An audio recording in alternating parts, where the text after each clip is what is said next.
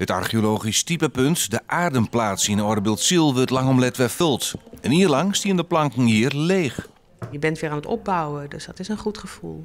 In mei 2016 is het Lietse Museum, met archeologische vindsten uit de omjouwing, volslijn leegstellen. En de oorblik van kele vitrines, die is zeer.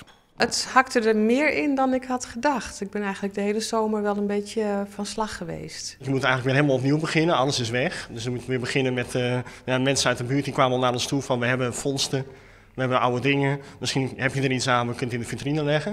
Maar deze Peerske meldde hem een onverwachte held. Hij docht een bijzondere vindst bij een sletsie. Wie mijn vrienden toen een spel doen.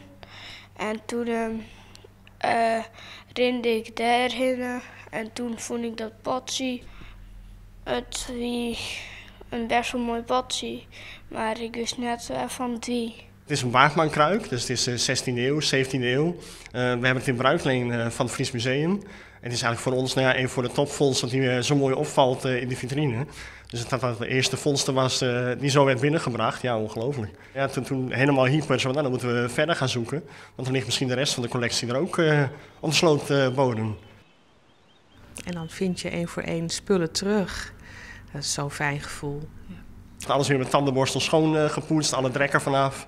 Dus nu staat alles weer. De uitstalling Hervonden Vondsten is officieel openen.